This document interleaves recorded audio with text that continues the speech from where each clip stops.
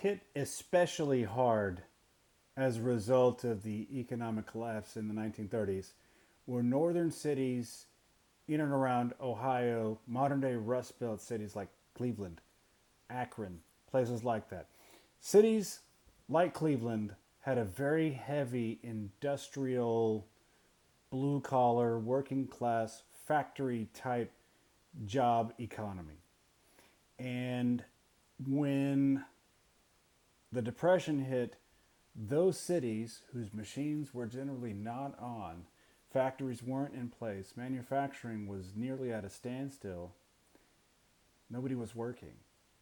So unemployment rates in cities like Cleveland hit roughly about 50%. Some people say it's more than that, but I think a conservative estimate would be somewhere around 50% of all working age adults were unemployed in northern cities in the modern day Rust Belt, Akron, Cleveland, places like that.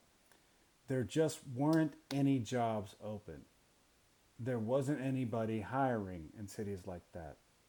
And of course, as you would expect, families would become overwhelmed and they would reach out to state agencies for aid.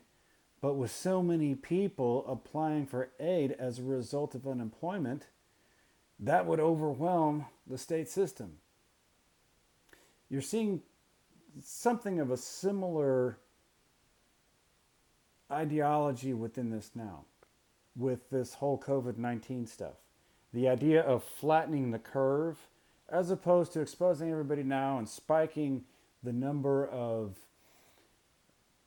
cases and infections that would overwhelm our health care system, overwhelm our hospitals, our nurses, doctors, everything else of the sort. We just don't have the resources to overcome a huge spike. So we want to flatten the curve so as to be able to continuously handle the onset.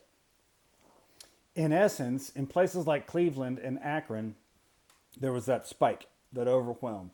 And the state couldn't handle helping everybody. There wasn't such a thing as broad based welfare or unemployment or anything else along those lines that would help pay for everything.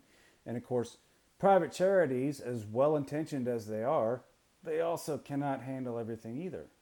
And what money people did have, they weren't giving out to as many charitable programs because they were trying to save for themselves. It's kind of like this whole toilet paper situation. I got to find me some toilet paper.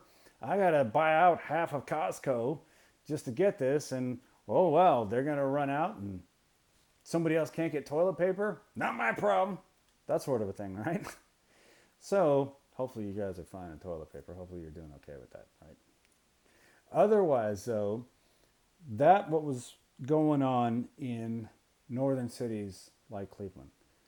Elsewhere in the country, coinciding with the very difficult economic time, was an environmental phenomenon that took place in the plains throughout the Midwest of the United States.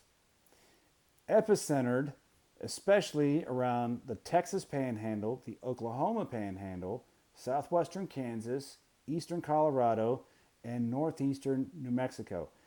That geographic region was the epicenter for a major drought that took place. There just wasn't any rain. And as there wasn't any rain, you combine the fact that, well, people aren't growing product.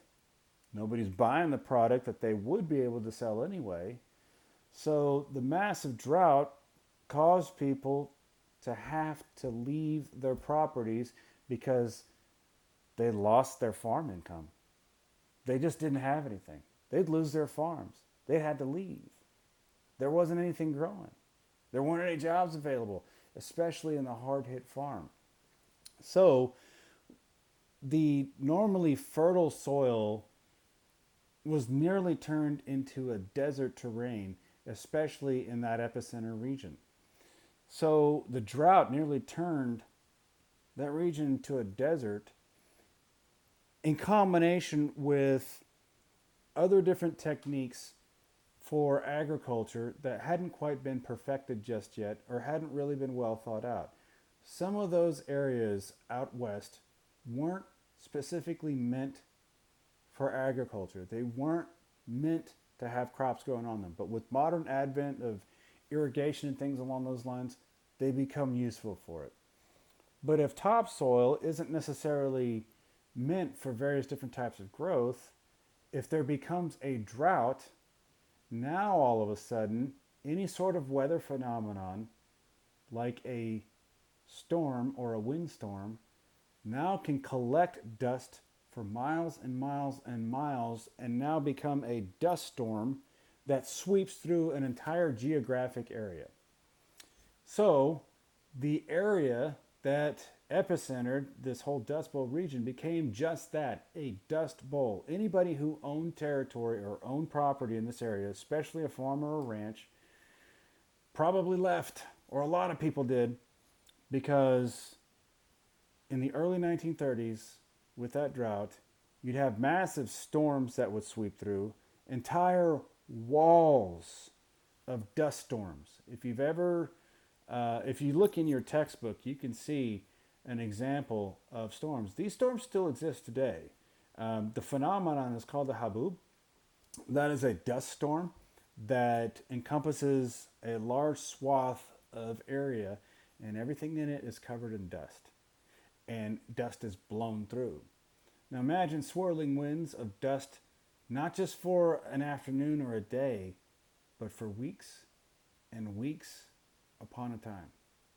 Not only did these people in that epicenter of the Dust Bowl not have the ability to grow land, or to grow crops rather, they wouldn't be able to sell them anyway, but now consider the environmental concerns when you have massive amounts of dust blowing.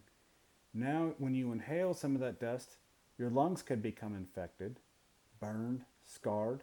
All kinds of illnesses run rampant. You think coronavirus is bad now?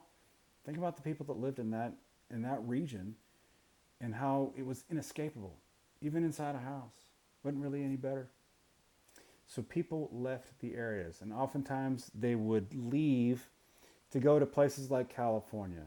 And the people that would leave that geographic epicenter going to California earned the nickname Okies, because a lot of them were from Oklahoma. Oddly enough, people who left and did that weren't all from Oklahoma, but they were still called Okies anyway. Otherwise, though, these folks would try and find work elsewhere, and whatever was available paid such meager rations that they barely lived above starvation levels. But you got to do what you got to do to survive. And that's what a lot of people figured out around this time. So you have massive struggles up in northern industrial cities. You have massive struggles in agricultural areas in the Midwest and the plains, especially around that area and epicenter that we talked about. Illness, joblessness, and hopelessness. So that moves on.